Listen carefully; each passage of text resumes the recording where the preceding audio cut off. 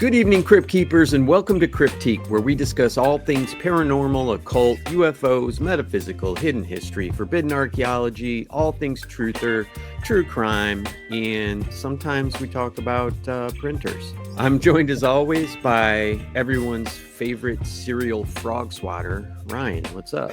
Oh, not a whole lot. Still resisting the urge to buy any EVs or what else was bad? Camels? Not getting a camel either. Those are two options that are not good for transportation, according to our buddy Steve. Yeah, I don't know, man. I'm not touching an electric car until it's mandatory, which could be any time now. All right. You want to tell them what they need to know?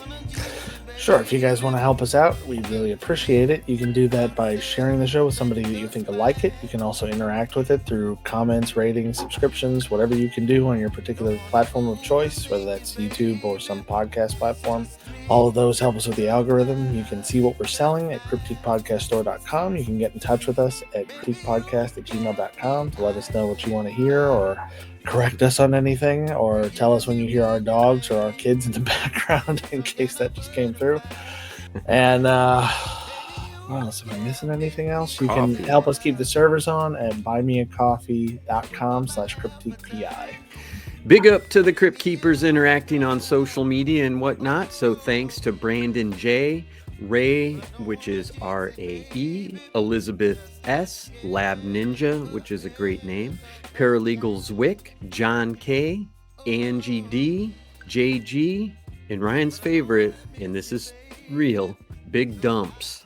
Thanks for interacting. Big Dumpz is pretty good. Pretty good. So yeah, thanks, Big Dumpz. Worst rap name ever. Yes. All right. So tonight we are going to be, I'm going to be talking about swatting. So I'm going to lead off and then we'll see what Ryan has after that. So swatting, for those of you who don't know, is a serious form of harassment, and it really goes further than that. But I think that there's a lot of different intent involved. So it basically, you trick emergency services, EMS, police, SWAT, fire, or any other, like crisis response team. You get them to go to someone's house by saying, by telling lies, like, oh, this person has somebody held hostage or whatever. So someone makes a fake call to 911 and claims there's a bomb threat, a hostage situation, or even something like, oh, this person's having a heart attack, or just something to kind of ruin your afternoon. But it can get a lot worse. So, if you say, oh, this person has a hostage, well, guess what's going to happen? When SWAT hears that, they're either going to, hopefully they would attempt to call in and, diffuse the situation, negotiate, whatever. But at times, SWAT feels like, okay, we have to breach. We have to kick the door down and go in because, this person has killed somebody. They've got somebody else held hostage, blah, blah, blah, blah, blah. So swatting comes from the term SWAT, which is special weapons and tactics. I think we all know what that is. It's the guys with all the body armor, the short rifles, the night vision goggles, they throw the flashbangs in. They are the entry team, basically a military force of police officers, right? Do you think that's a good description? Thanks. So now it's really dangerous because we'll get into some stories, but it's also a huge waste of resources. Ryan, who pays for EMS and police and SWAT and all that stuff? Taxpayers, me and you. Yeah, taxpayers. So you're wasting my money, and bad things can happen. So and there's opportunity cost to it in a way. Yeah. Those people are not available to help somebody who actually needs it or stop some crime or whatever. 100%. Although stopping crime, to watch the news, which we know is fear mongering, stopping crime is not a huge priority right now necessarily. Charging people isn't, that's for sure. But yeah, Yeah. it's I guess they're sad. arresting, but they're not charging. Yeah. So these people that initiate these SWATs could be held responsible for any injuries or damage. So it's it could cost you if you decide to do something like this. Now it's been around for a while, but apparently it has kind of gained popularity with online gaming and streaming. And I guess some people do it because it's just they think it's a harmless little joke and it'll be funny to send the police there and scare the person in there, or they want to fuck with celebrities or journalists or, just anybody famous. So they've had to move to educate 911 dispatchers to recognize fake calls, and they've created registries for potential targets to alert law enforcement. Now that's a big problem because 911 operators, they run the gamut too. It's like they could be really good at their job or really shitty because I've seen both. But when you're putting this thought in their head, hey, this could be fake, that's a lot of pressure on them to be like, oh, is this a real call or is this a fake call? And if they mess it up, then wow, they may not necessarily face legal repercussions, but just the feeling inside of messing something up like that and someone getting hurt or dismissing something that's real would just be a heavy burden to try and carry if you're a 911 operator. So that's a shame. They don't need any more pressure, guys. They're under a lot of pressure as it is. So, 911's not a joke unless you're Flavor Flav. So, yeah, you can get serious criminal charges and sometimes even federal offenses with heavy prison sentences. And lawmakers have been working to increase penalty. So, it's one of those things that started off kind of as an annoyance and oh, you're, wasting resources, but then it gets really dark. But let's start with the history. So back in the 70s, bomb threats were kind of a big thing. Like people would call into an airport and just screw everything up for a couple days. They would call in bomb threats to schools if they didn't want to take their final, stuff like that. Now, they're not really just pranks. I mean, you can call it a prank if that makes you feel better about yourself if you do something like this. But I mean, it's a calculated attempt to cause panic and disrupt public life. And that to me sounds like domestic terrorism. So, it started off with people just calling in, but then, as technology increased, the swatters and bomb threat people kind of had to evolve too. And they found crafty ways to hide their identities, to hide where they're calling from, and even fake phone numbers and stuff. So they eventually called it swatting. So that's where it comes from. And the FBI started using the term in 2008. And by 2015, it is in the Oxford dictionaries. So, boom. There's a lot more than you would probably think. We don't really hear about it. And sometimes I wonder if it's one of those things where, they're kind of telling the media, like, we don't want to talk about this. We don't want to, we don't want all this to get out because that'll cause more people to want to do it. But I don't know. In 2019, the Anti-Defamation League estimated about 1,000 swatting incidents in the US, each one sucking up about $10,000 of resource. Ryan, what's 1,000 times 10,000? What was that? 1,000,000? 1,000 times 10,000. Oh yeah, 10 million. $10 million wasted. From That's swatting. just money. Yeah. From That's pranks. just money. People on Yeah. YouTube or whatever going, it's a prank, bro. Yeah. $10 million. That's fucked up, man. And, that's the easy part because you're right. What if they're at somebody's house where, oh, this person has a senator held hostage? Oh, we better go to that house. And then boom, another situation pops up and somebody dies. So, it's not just the money, but the money's a big deal. And it seems like, these days people tend to care more about money than they do about, lives or, PTSD or anything like that. So bam, 10 mil. So let's get into techniques. So a lot of these people are way above me as far as like, technical knowledge of, coding, computers, all that stuff. So I'm going to do my best. So they're not amateurs, right? They use these sneaky techniques. They know how to spoof caller ID. They use social engineering and even old school phone phreaking to disguise their identity and location. So basically they're using, from what I gather, they're using like burner phones to disguise everything. And then if they're using the internet, they're using a VPN on that burner phone, and it's going to be hard to track them down.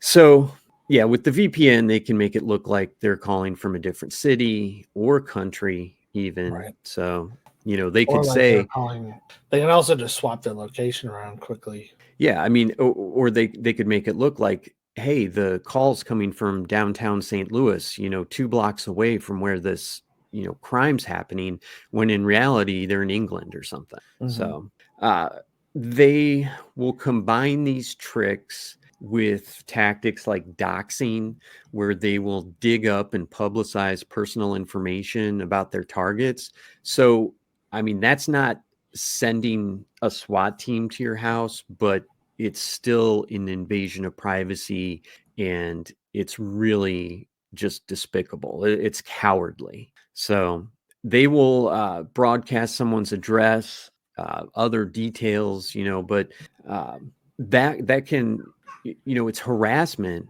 but it can also endanger the victim. So like one time I had a guy that I used to be friends with that started posting all this bullshit about me. It was on Facebook, and I started getting, Facebook messages from people saying they're going to come kick my ass and stuff. And I'm like, what are you talking about? And so I find this dude's posts. They're like, oh, you better leave this guy alone, or blah, blah, blah, blah, blah.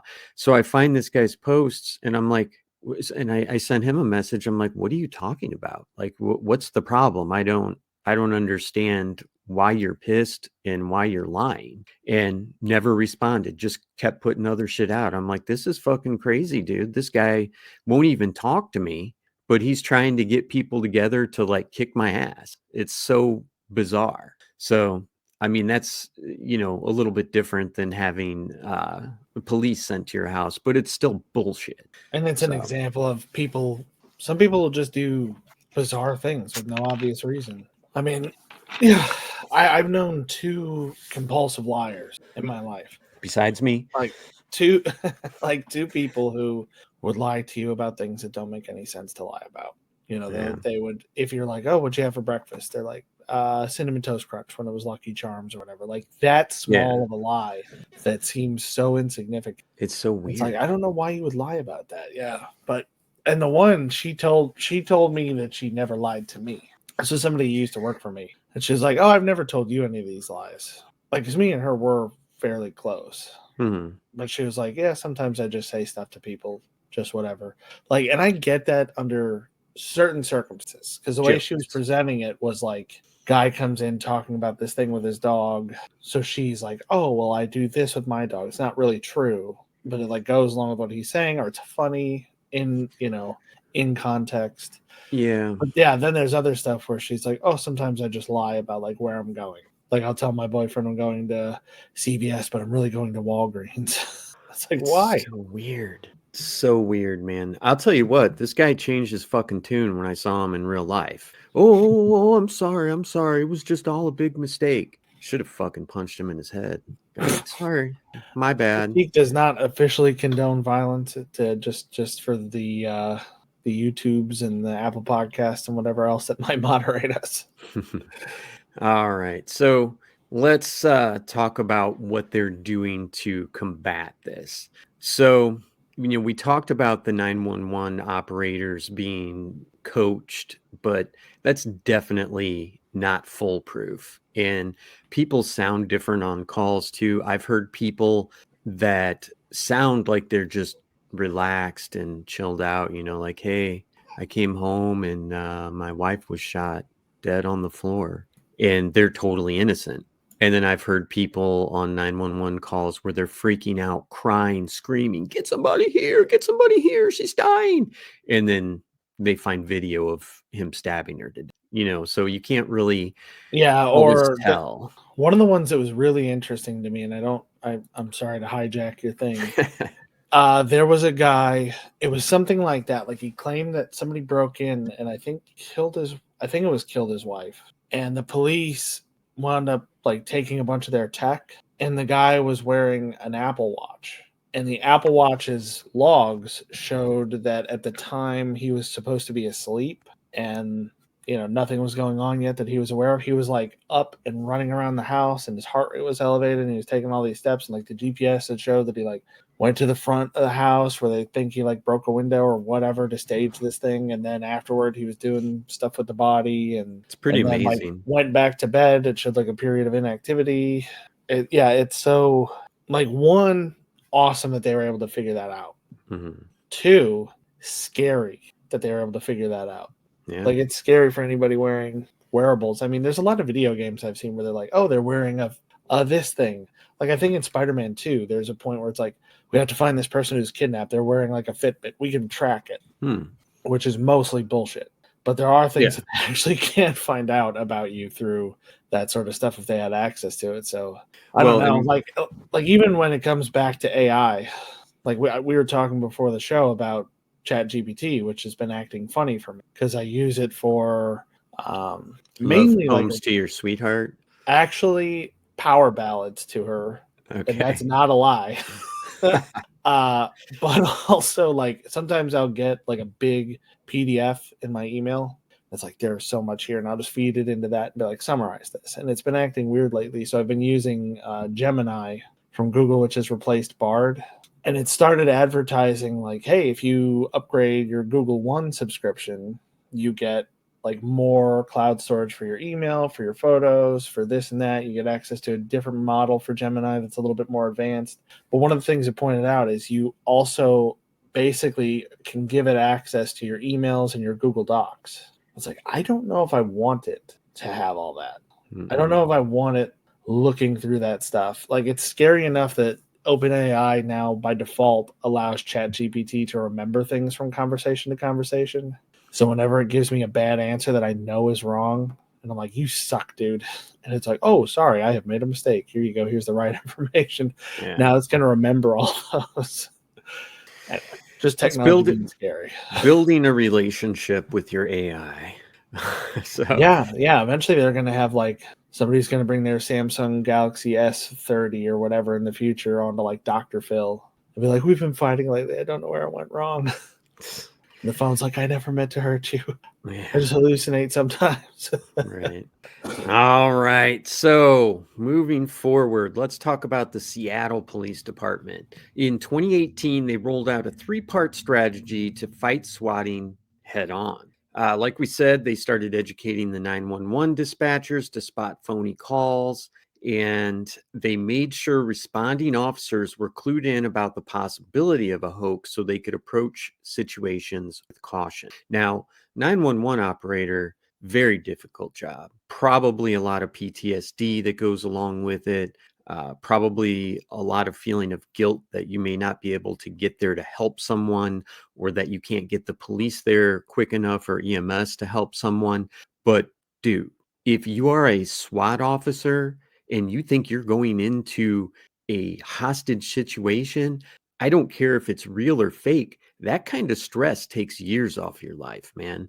You're walking into what you think is a life or death situation where you may have to kill somebody or you could be killed. That is hard to deal with, man. So in any case, they set up an opt-in registry for potential swatting targets like journalists, celebrities, and live streamers. It would be, I guess we probably could go on and try and find who's on that list, but I don't know. It's Yeah. interesting.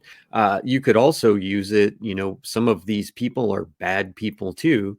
You could say, hey, I want to be on this registry. And then when you are killing people at your house, they're going to think it's a hoax because you opted into the SWAT registry. But in any case, let's see. So these people that are on this opt-in registry can provide other information too. Like they may be able to provide even something like, and I wouldn't do it, but hey, this is, the password to the cameras in my house. If someone calls and says there's a hostage situation, all you got to do is click on this and you can see what's actually going on in my house.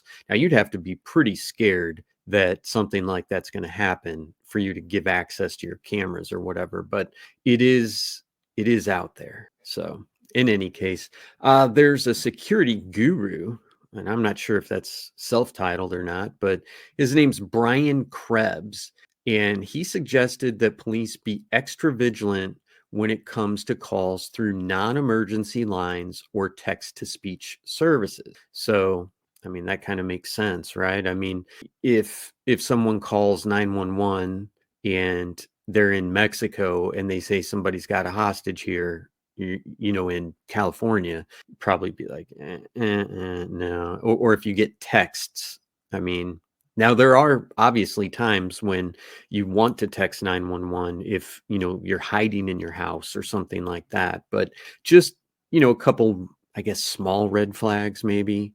And then, so Seattle in 2019 formed the Swatting Mitigation Advisory Committee, or SMAC. So it's made up of community and police experts. It's dedicated to digging deep into swatting data, establishing protocols, and spreading awareness to prevent future incidents. And in a move to boost collaboration and information sharing, the FBI in 2023, the FBI announced that they'd be setting up a database to track swatting incidents and facilitate communication among local police agents. So let's get into the laws because, sometimes when something like this rears its ugly head, there's not a specific law against it, right?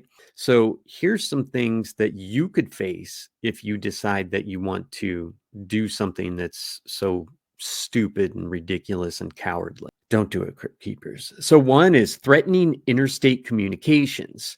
So this targets those who use interstate communication channels. So if someone's calling from Chicago saying that there's a murder in Kansas City, boom, then it's interstate. And that makes it FBI territory as far as I know. So conspiracy to retaliate against a witness, victim, or informant. So now this would be used if, Ryan was threatening to go out and tell a bunch of secrets about me or was going to reveal my, massive black market camel scheme going on. And then I would do, call SWAT to his house. Could be conspiracy to commit access device fraud and unauthorized access of a protected computer. So that would, that would be if there's hacking involved, that sort of thing. Conspiring to obstruct justice. So if someone knowingly aids or abets a swatting incident and obstructs the course of justice, they could be held accountable under this statute, which is important if that would be like if I was to say, hey, Ryan, how can I make my phone look like I'm calling from New York City? And you tell me how to do it. And I say, great, because I want to SWAT this person. Now you are a criminal too. I would never do that too. But so in California, if you SWAT somebody, you have to pay for the emergency response, which we already said can cost up to $10,000. I mean, just an ambulance ride here is $1,000. So, if they call an ambulance out, boom. In 2011, California State Senator Ted Lieu, I'm assuming that's how you say it, experienced firsthand a swatting incident. So he responded by authoring a bill to increase penalties for swatting offenses in his state. Isn't it funny how if something happens to a congressman or senator, all of a sudden they've got a bill to, fight that. And it's like, well, what about the 5,000 other people over the past 10 years that have been swatted? You didn't give a fuck about them, but boy, it happens to you. And boom, now we've got a law ready to roll, Ryan. Or the, God, what was her name? Lightfoot, the mayor of Chicago, or former mayor. I don't know if she's still mayor. But she was, had no problem with crime and all these, this sort of chaos that was happening during the defund the police movement and all these things that have been happening lately until it got close to her neighborhood. Then it became an issue. Yeah, it's like it's wrong, but it reminds me of this comic I remember seeing from one of my professors when I was in college that it was criticizing the U.S. for not being involved in World War II yet. Mm-hmm. And the comic was like a parent telling their child a bedtime story. And they were like, and the evil dictator murdered millions of children.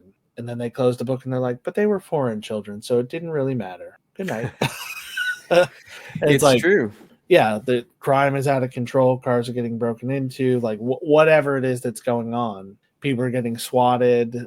Infrastructure is crumbling, but it's not happening to me personally, so it doesn't really. Yeah, or they want to defund the police and they want our taxes to pay for private security. Fuck you. Yeah. We pay for police, bitch. Yeah, we're not paying for your private security. Yeah, it's just funny. It's funny. There's a rich neighborhood in this town that I'm aware of that I haven't thought about this in a while, but there was a cop that I wound up talking to one time, and we were talking about some of these rich neighborhoods because there's like this is one of those subdivisions where there's another mini subdivision in it. Okay. Have you seen those? No. There's a couple of them around here where it's like in the back of a subdivision, there's like a private road. And it's like the real big houses and the really rich people live back there. Like they're so hidden, they're nested inside another subdivision. Nice. But we were kind of talking about stuff like that. And he was saying, oh, do you know this neighborhood? He was telling me that kind of was like the superintendent of schools or whatever, like some of these kind of higher echelon people in town live there.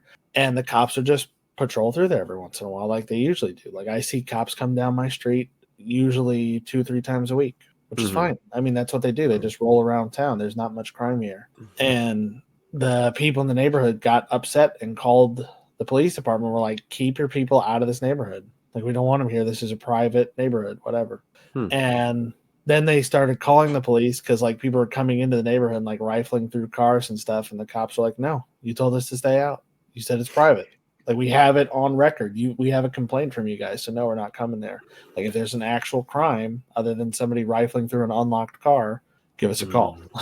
See, I find that to be total bullshit too. Like, like, oh, you made a mistake, so now you have to just endure this crime. That's bullshit too. But I don't know. It's called malicious compliance.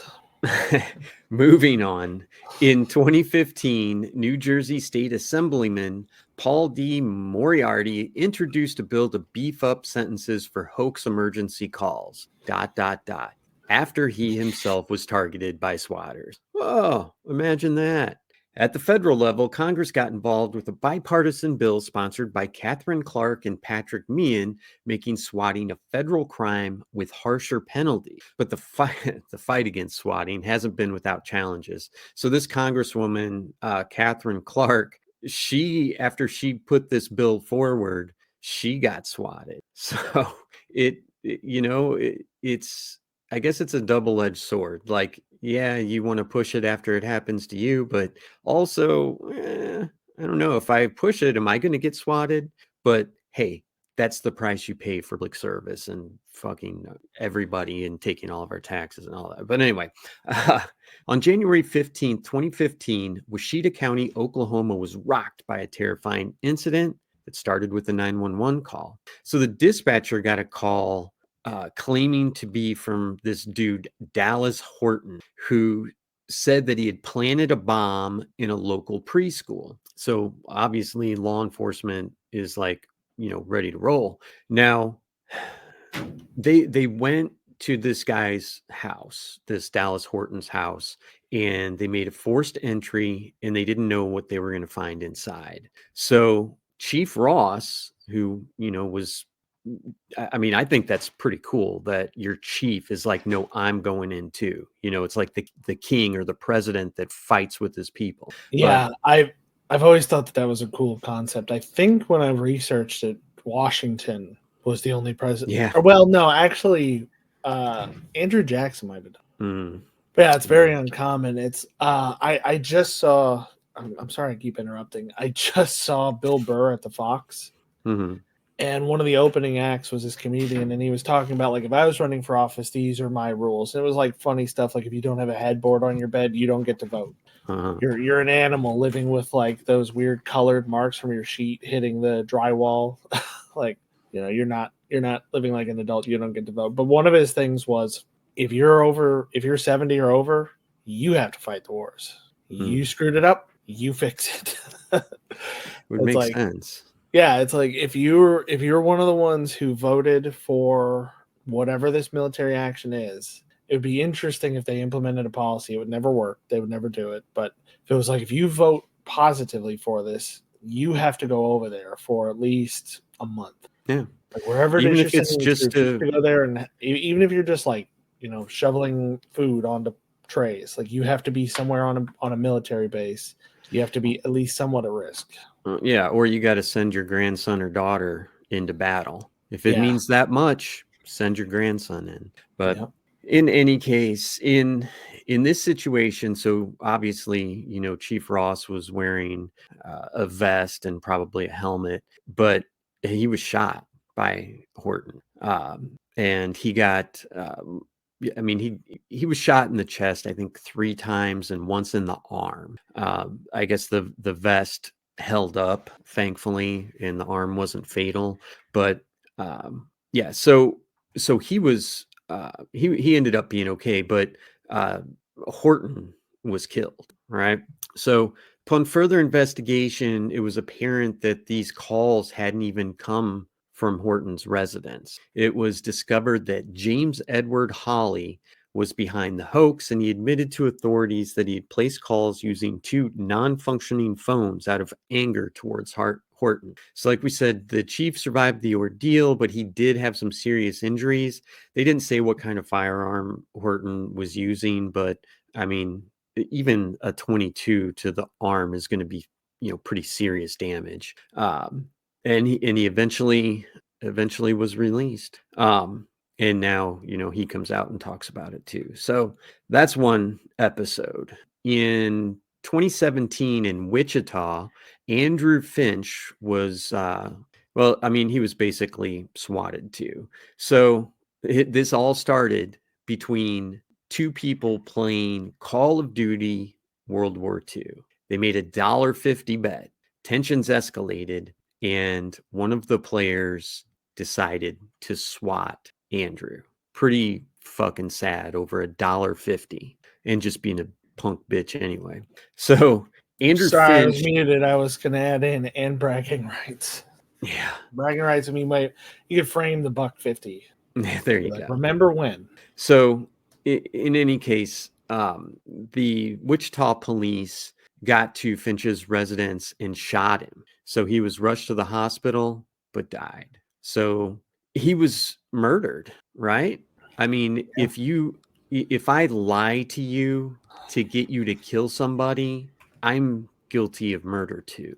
And, you can't necessarily, I mean, I don't know many of the details about it, but you can't necessarily blame the police, but you can definitely blame Tyler Raj Barris, whose online name is Swatistic. That's fucking stupid. And Gord Tudor 36. These guys were both on Xbox Live, and LAPD caught them. So good for LAPD.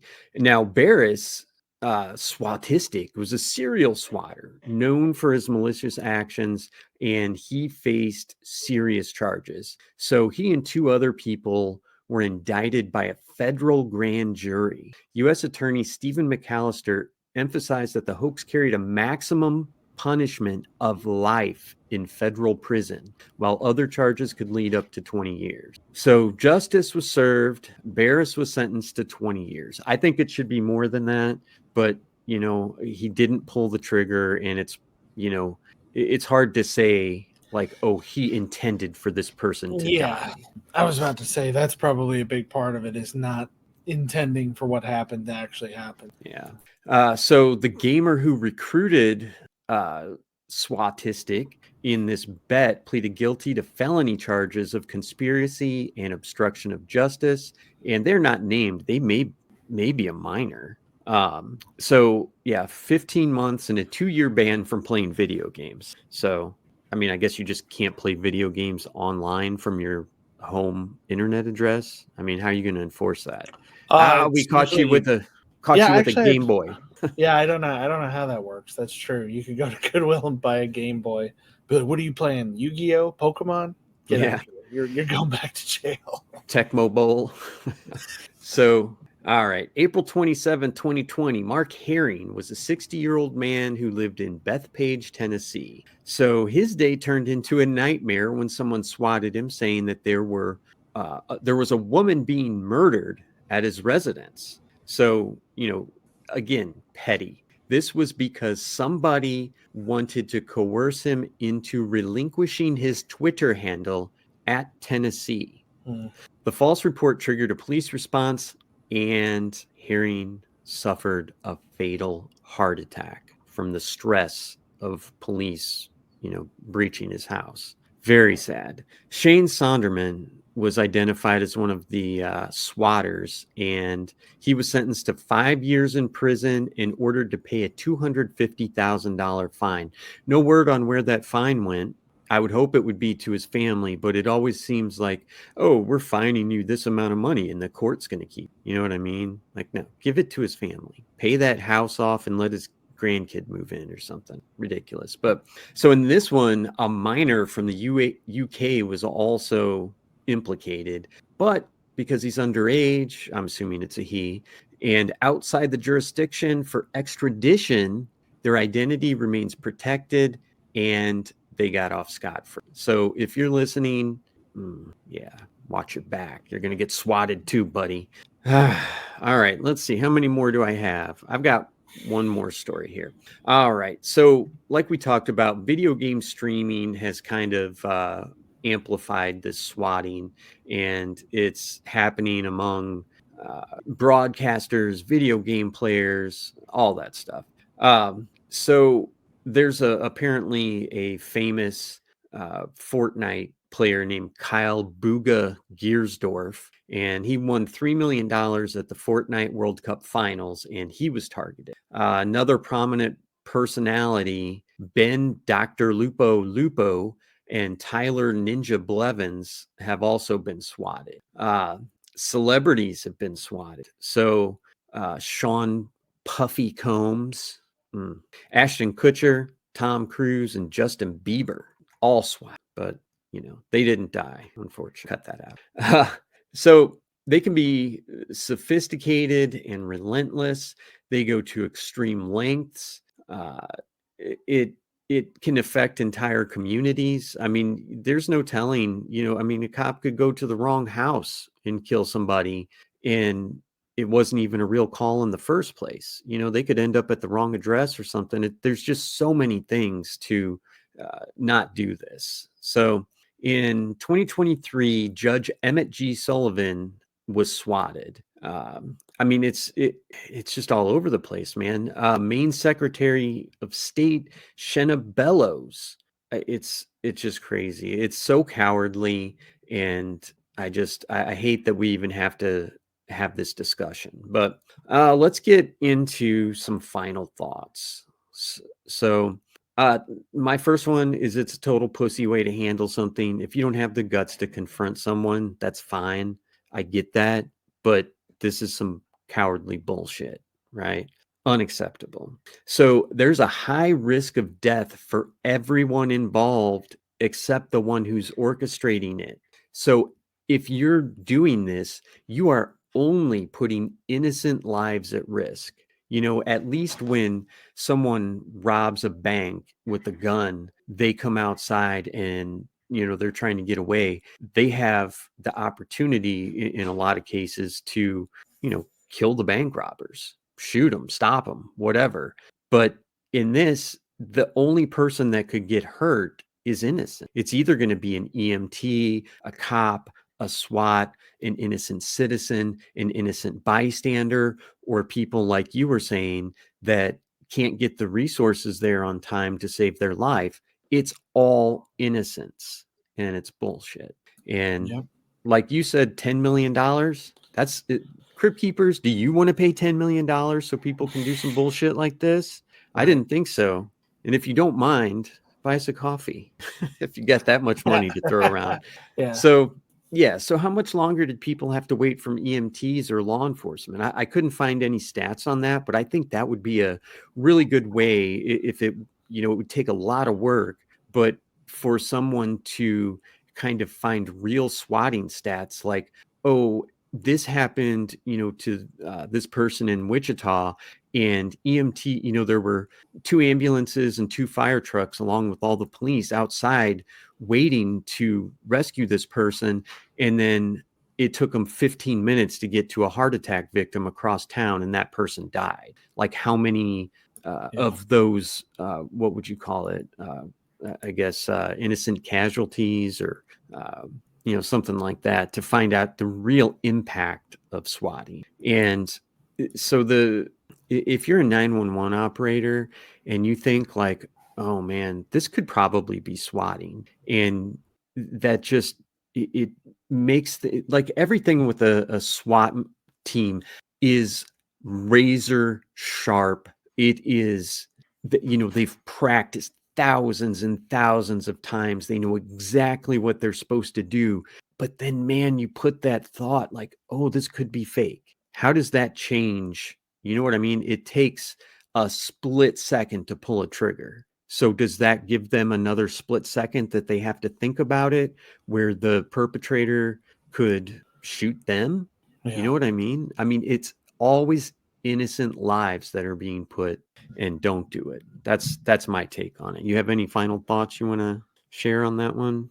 No, not really. I think it's just, I mean, I guess the only thought is that this whole thing is probably just from people who don't know how to deal with people anymore. People who think, like, oh, it's not something I'm doing myself. It's just a joke. It's whatever. Consequences don't matter. It's scary. I hope that when they go and arrest the people that they know did this, they send the SWAT team and they kick the fucking door down and throw flash grenades in there, and, just give this person the whole swatting experience right back to them, right?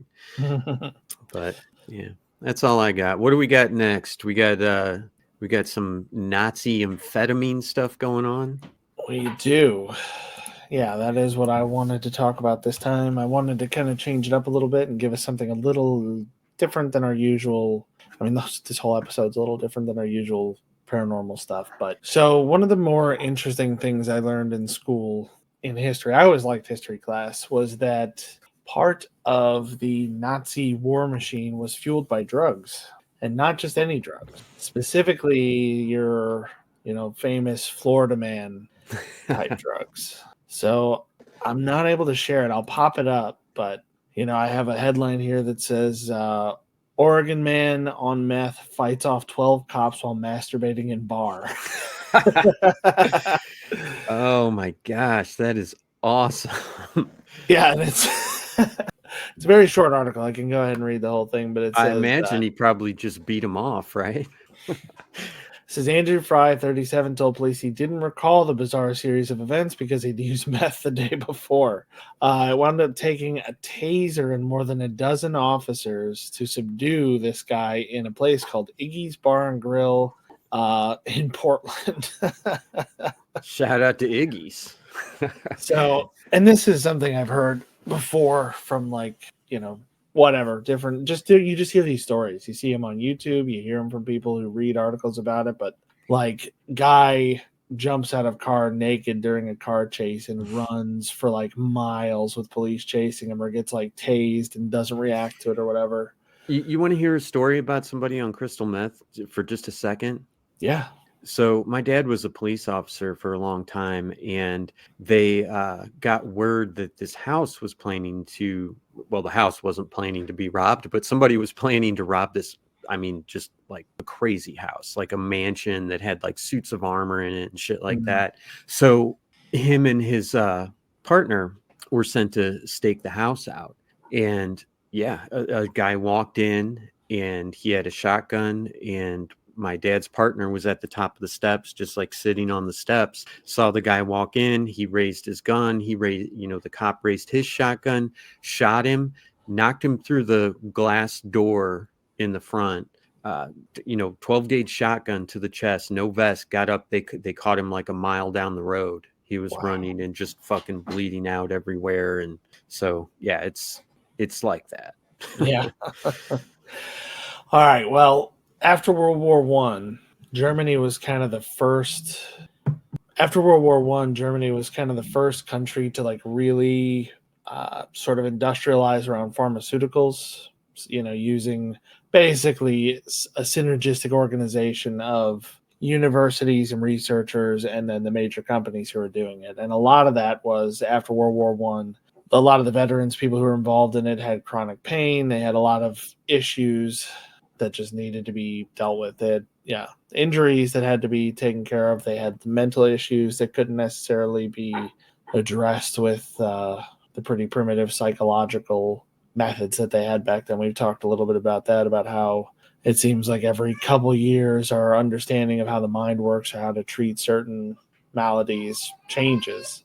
And it's interestingly, Germany, around when the Nazis took power, had a very lenient policy on drugs. Most things were legal, but most of them were frowned upon as being, by the Nazis specifically, as being like a sign of weakness. Like, oh, you want to escape from this or whatever. Like, it's weakness, it's immorality, it's whatever. I even found a quote saying that like a strong Aryan Nazi, German, whatever, uses these drugs because it makes them stronger, makes them more aware, more vigilant, whatever.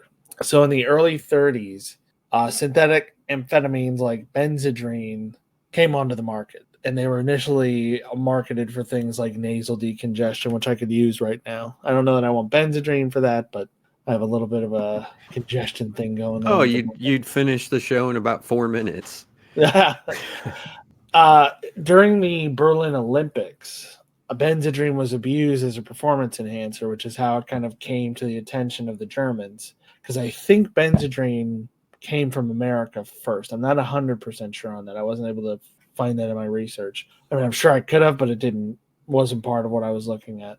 Mm-hmm. But German chemist Friedrich Hochschild, I want to say, was aware of these performance-enhancing effects and synthesized a more powerful version of it called methamphetamine, working for Temmler, which was a Berlin-based pharmaceutical company at the time. And they launched a drug that probably people have heard of or might recognize from different media, movies, games, whatever, called Pervitin, which was their brand name of it. They also marketed it fairly aggressively as a miracle drug, saying that it makes you more alert, makes you less tired. It can be used for weight loss because it suppresses your appetite. All these things. You could buy chocolates that were spiked with it.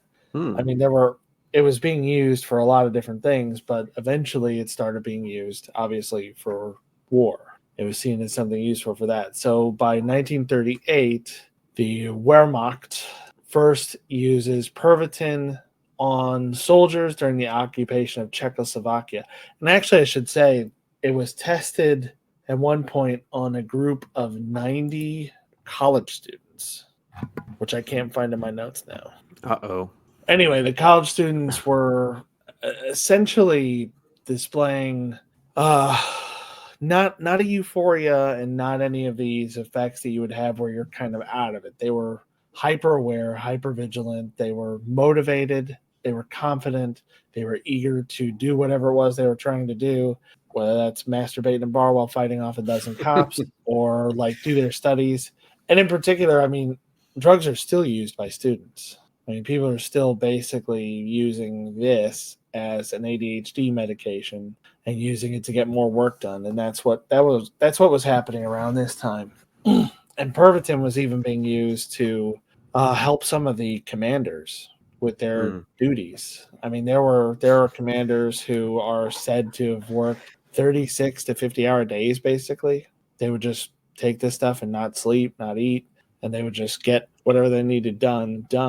Like all the research in the beginning is like totally normal, right? Like, oh, this is day one, and we found that yes, highways would be a great idea. And then like 55 hours in, they're like, let's kill everybody, let's burn them all.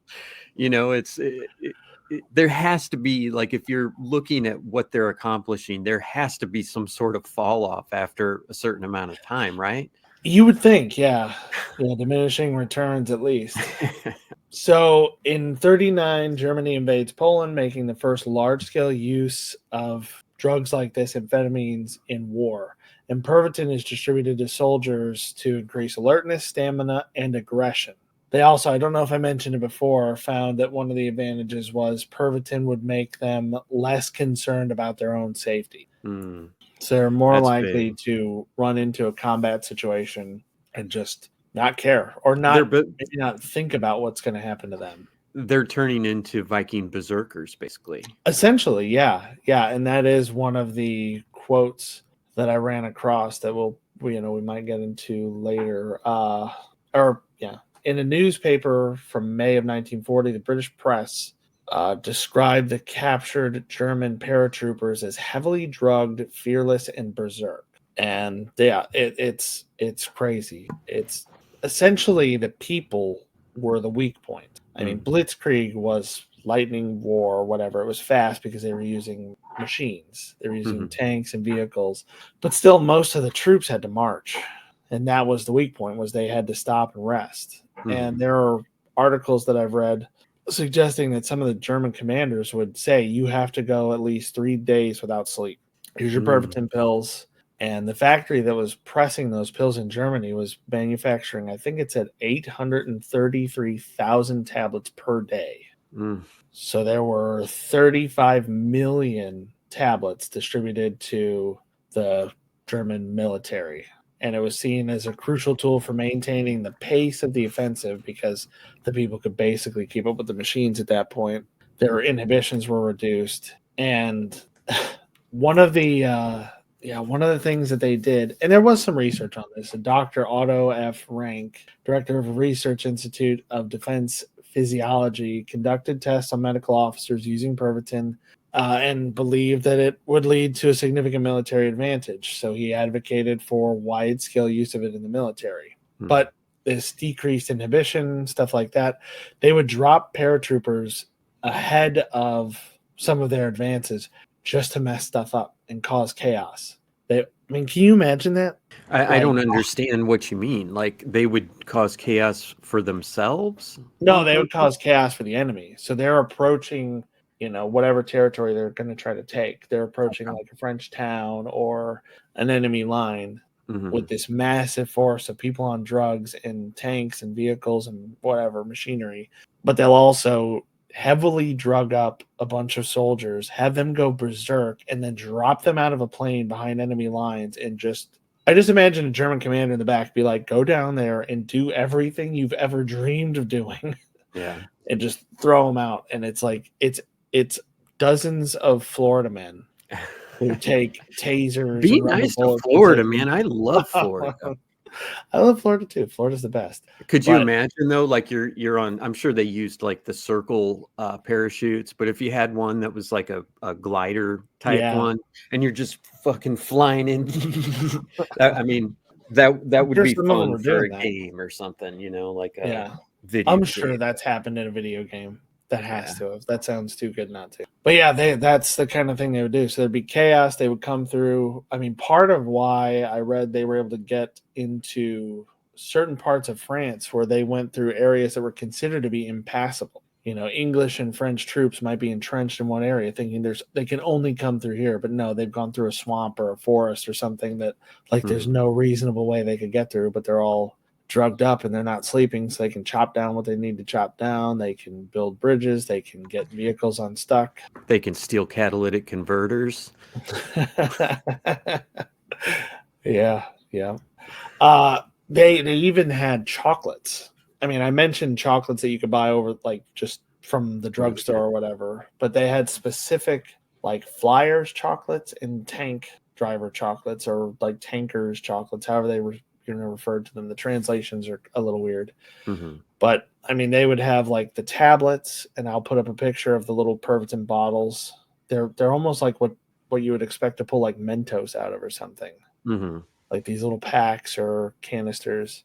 But they had these chocolates too that were for like, okay, if you're a pilot, you eat this chocolate bar. It's, gives you energy, whatever. It's a lot more acceptable, I guess. And it's interesting to me that they go with this because initially during the war, drinking was actually encouraged because they found that it was a reasonable way to relax, to de-stress, and according to some analyses, to basically get so drunk that you stop the traumatic memories from really taking hold in your mind. Like you go out, you fight a whole bunch, you get so drunk, you just kind of forget a lot of it. I mean, it's not great, and it eventually started causing problems. A lot of the men became belligerent. They started causing a lot of fights and conflict. Their work performance decreased. They even had fights with their superior officers. My favorite line that I found that I did not find an explanation for was some of them engaged in unnatural sexual acts. There's no context given for what that means, and it is in quotes. That's where the Minotaur came from.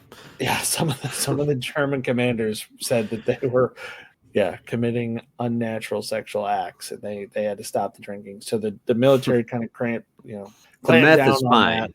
that. Yeah, the meth was fine because the meth kept them working and doing what they were doing. But anyway, so we're up to about April to June of 1940. The soldiers are doing this stuff. They're using it to keep up with the machines. Like it's basically a totally mechanized army. The humans as the weak point are not eliminated, but they're shored up by this drug. And it's not like they're the only ones doing it. The Americans, Japanese, British are all said to have been using some kind of amphetamines or performance enhancing drugs, but the Germans were the ones where it's like, we're going to drug you up super hard. You're going to fight for a week or two with no sleep and barely any food, and then potentially just drop dead. But pretty much. I mean, that sounds like the natural end. Yeah. April to June of 1940, the Blitzkrieg is continuing to move across Europe. German soldiers have become heavily reliant on Pervitin and achieve astonishing advances as a result. Norway, Holland, Belgium, and France all fall with incredible speed. The swiftness of the German victories, particularly the fall of France, is attributed in part to the use of amphetamines. And then we get into like the newspaper articles where they talk about them being berserk and suggest that the psychological effects that some of the soldiers are going, are undergoing with Pervitin are causing them to act this way, fearless, berserk. But it's not everybody. There is a description that there's variance. Different people taking Pervitin experience different things, but this is kind of the desired result, and it's the result that they're seeing most often. Also, by May of 1940, General Heinz Guderian, which sounds less German, leading figure in German tank warfare, exemplifies the reliance on Pervitin, pushing his troops to keep moving for days on end, stating, quote, "I demand that you go sleepless for at least 3 nights if that should be necessary," end quote. So that's where that comes from. I mean, they're basically saying the machines don't have to stop, you don't have to stop. If we can keep moving, then the enemy can't regroup and can't prepare for us because they do have to sleep. It's brilliant in a way, but to my mind, it just seems like it has such obvious drawbacks. You're sacrificing everybody that's doing it. Essentially, yeah. Right. Around the same time, late 1940, there's growing evidence of addiction and side effects such as heart problems. I read several instances. One guy had a heart attack after taking 1 Pervitin pill. Several commanders, officers, and soldiers had heart attacks off duty. I mean, they had been taking it, and then they were off duty and they weren't, and their hearts basically gave out. And there's a lot of descriptions of heart pain and these problems, which you would expect if you're running on like at 150% for several days or a week. Yeah, you're going to end up having issues. And later into the war, the German government does acknowledge the addictive nature of amphetamines, but continue to use it because later into the war, from what I can tell, they were starting to lose a lot of their soldiers. So they had to trade this experience because, I mean, they had just been through World War I. So there were people who were experienced. They knew what they were doing in a war. And a lot of those guys were dying. because Germany had kind of had a relatively small force.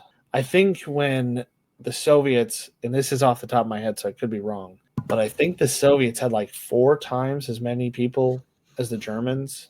Like they were just essentially throwing wave after wave of people at the German forces, just overwhelming them with numbers. But it's like every one German soldier would take out like 4 or 5 Soviets. It was just ridiculous. You know, they were a very efficient force. Well, when they had high quality weapons too, I think a lot of people think that Russia's this huge, great superpower, and maybe they are, maybe they're not, but you know, they're still using AK-47s now. So yeah, and I don't know what they were using back then. I think a lot of it was Mosin Nagants, stuff like yeah, that. Like I have one of those, and it's a 30-pound rifle. Yeah, it's huge, and it's dated. Like it has a production stamp on it, and it's from like 1942. So they were definitely still using those around that time. And that's what is it? The MP40 was like the standard submachine gun for the Nazis. So, yeah. I mean, an MP40 versus like a bolt action rifle. I mean, they're for slightly different things. You can get a lot further away with a Nagant, but if you're real close and the other person can fire off 20 rounds a second or whatever. Well, or I know that it's a, you know, high powered rifle, but maybe someone could take a shot or two and keep going, you know, if they're on True. So, Yeah. And I was reading that that's a big part of why they were acknowledging that there are problems with these substances, but that it's fine. They even reformulated it at one point, finding that adding cocaine into the Pervitin, or what, I don't know if it was still Pervitin at that time or if they created a new drug that was separate, but they found that it had kind of a multiplicative effect, that the cocaine built on top of the high from the Pervitin and made them even more energetic. It amped them up. It amped them up more. I think it made them more resistant to pain. And I don't know. They might have found that it kind of, it's unclear. It might have helped them overcome some of the downsides, like the withdrawal or the crashing, because there was crashing with that. And it helped with like a more positive, euphoric. Yes. That's a more euphoric, I guess, berserker rage that you go into. You're more likely to be like, yeah, we're going to win this, than to be like, I'm just going to freak out and shoot whatever moves next. I wonder how many of them did shoot each other or saw like fucking demons, and they're like, holy shit, I'm surrounded by demons, you know? Yeah, I wondered that too. I wasn't able to find anything on that. Well, of course they wouldn't publish that information. No, probably not. But anyway, they the war ended. They had basically ran through all of their experienced troops. They were just running through troops and machines so fast. There wasn't really a way to keep up with it. And also by the end of the war, Hitler was, a lot of people know Hitler was addicted to a lot of drugs, and he was prescribed things like cocaine to help clear his sinuses and suppress a cough that he had. So he was addicted to a lot of different things. And there are stories of other, German officers that they're trying to prosecute who were addicted to drugs and basically had to be weaned off of them just so that they could be healthy enough to stand trial and explain what they did and why and who else was involved and all this stuff. But by the end of the war, I think it was Leo Conti was his name. He was kind of maybe that wasn't his name. It doesn't really matter. These doctors that were dealing with Hitler prescribed him so many things that by the end of the war, with their supply chains interrupted and everything going on, he was in bad withdrawals. And so if you don't have effective leadership, but it does seem like everybody deferred to him. Mm-hmm. And if the person everybody's deferring to is out of his mind because he's addicted to morphine, heroin, methamphetamine, cocaine, whatever, that's not good. You're not going to get very good guidance or a very, cohesive plan. But after the war, surprisingly, Pervitin kept going into the 70s and 80s and was only really made illegal. It continued to be available over the counter for a while, and then it was available for basically medicinal use only, like allegedly medicinal use only. I don't know if that's like medicinal marijuana in the US, but both East and West Germany wound up finally banning it around the time the Berlin Wall came down. So crazy stuff. Yeah, I think that's pretty short, but it's really interesting to me. And there's a book that I ran across that I want to read that looks like it was published around 2020 called Killer High: A History of War in Six Drugs. Wow. Yeah, which looks like that might be pretty interesting. So maybe I'll read that, and we can get a couple stories out of that if we wanted to.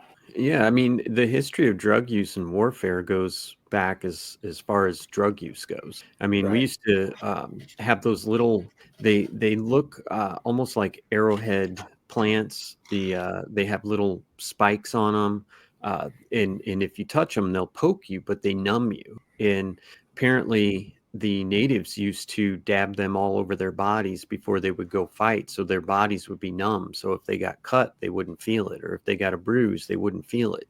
So it's been used since the dawn of time. But I think that the travesties that were committed in World War II, well, in all wars actually, drug use doesn't surprise me at all, because there's a lot of things that a normal, sane, sober person would never do that take place in war. So, I mean, it's not just, oh, we were able to, fight better and stay up for 3 days. It's, we went into this town and killed all the men and raped all the women and kidnapped all the children. No big deal. We're high on whatever, just, it's almost like a metaphor for, a different personality, or you're bringing out your darkness, your dark side with these drugs. And I don't know, it explains a lot. Yeah. Times article or Time article that I found said that armies had long consumed various psychoactive substances, but this was the first large-scale use of a synthetic performance-enhancing drug. Historian Shelby Stanton comments, they dispensed it to the line troops. 90% of their army had to march on foot day and night. It was more important for them to keep punching during the blitzkrieg than to get a good night's sleep. The whole damn army was hopped up. It was one of the secrets of blitzkrieg. And they basically go on to say that the blitzkrieg depended on speed, relentlessly pushing ahead with tank troops day and night. In 1940, in April, it led to the fall of Denmark and Norway. The next month, the troops moved to Holland, Belgium, and finally France. And that the tanks, I mean, these are tanks from World War II, that they covered 240 miles of terrain, including the Ardennes forest, in 11 days. And by doing this, they bypassed entrenched British and French forces who had mistakenly assumed that this forest was impassable. And then they go on to talk about paratroopers being sent in to cause chaos behind enemy lines, and the British press describing the soldiers as drugged, fearless, and berserk. And I think another interesting quote is from Churchill, from his memoirs. He says, "I was dumbfounded. I had never expected to have to face the overrunning of the whole communications and countryside by an irresistible incursion of armored vehicles. I admit it was one of the greatest surprises I've had in my life." And it talks about the speed of the attack being jaw-dropping, that the German tank and artillery drivers, being high on Pervitin, covered ground almost without stopping ever. And foreign commanders and civilians were entirely caught off guard, because you just factor in time to stop or rest. They can only cover so much in a certain time, but it's like they never stop moving. It's wild stuff, man. Like I said, it explains a lot. I mean, I don't know.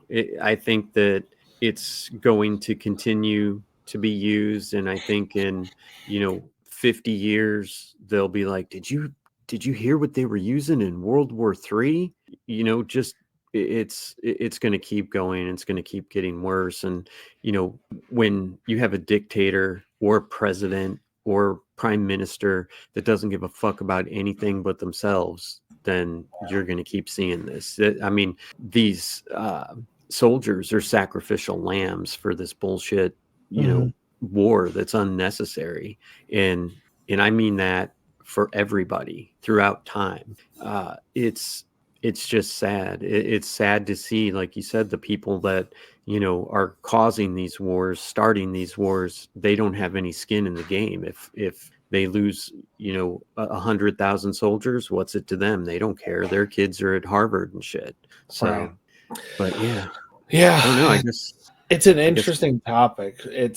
It reminds me a lot of the Japanese in the way that they were using, the never surrender thing. They were using kamikazes. They'd rather die than surrender or retreat or whatever else. And by the end of the war, they were basically running out of soldiers. They were having kamikazes fly these planes because the best thing that they could do is hopefully just aim this plane for a ship or something. They were drones. Essentially, like crash drones. Yeah, they were expendable. It's like, well, we have none of these skilled pilots left, so we're going to stick this like 15-year-old in here or whatever, because I'm sure they got down to where they were using really young people, like young enough that it would be astonishing to us. And it looks like it was the same way with this. They just ran out of the experienced people because they drugged them up and they all dropped dead at some point. Makes sense to me. Sad, but it makes sense.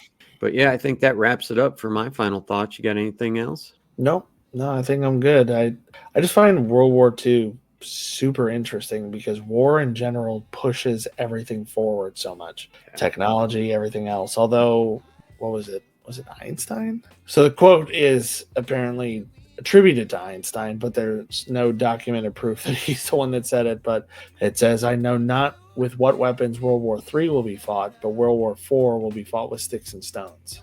Yeah, I've heard that quote. I'm not so sure about that. I don't know. I get the idea behind it, but we're gonna blow ourselves back into the Stone Age. But I don't know. It's interesting to see all these things come out about the advances that you had and that creativity, like bat bombs and things like that, which we didn't even talk about. Which we might have discussed them at some point in the past. We've discussed it on another show. Yeah, but the idea that you attach basically like a stick of dynamite to a bat, and when it goes home to nest in the tower of, like the bell tower of a church in Germany, it blows up. Yeah. It's like, what kind of person thinks about that? Like, that's like the creativity sometimes is mind-boggling. It's really sad. Like, man, you could put that to good use. If you're smart enough to think outside the box like that, why don't you try something positive? Well, and a lot of it we did. I mean, the development of the atomic weapons that we used to end the war, a lot of that came from Jewish scientists from Germany coming over here, and then a lot of the German scientists who were involved in World War II on either side wound up in our space program. Operation Paperclip. We'll do a show on that. I would do a cute little puppy and kitten bomb, and by that I mean I would just parachute in like 100 cute little puppy dogs, and everybody would be so busy snuggling and cuddling and petting that they wouldn't want to fight. Right. All right. I mean, there's nothing more relaxing than having somebody who's like raising puppies and just laying down on the floor in the middle of them and letting them crawl all over you. Yeah, maybe some goats. They could do some goat yoga. It would change everything. Be like, dude, just come over to our side. This is what we do. Puppy snuggles and goat yoga. You don't have to, live like you're living. Right. All right. Well, I guess that about wraps it up for us. That's all we've got for you tonight on Cryptique. We would appreciate it if you'd like, subscribe, and share. Socials are in the notes. Let us know what you think at cryptiquepodcast@gmail.com. You can find our slick designs at cryptiquepodcaststore.com. And if you want to buy us some Pervitin, we're going to decline that. But you can buy us a coffee at buymeacoffee.com/cryptiquepi. And remember, swatting someone is not without karma, and it will come back to you at some point. Good evening, Crypt Keepers.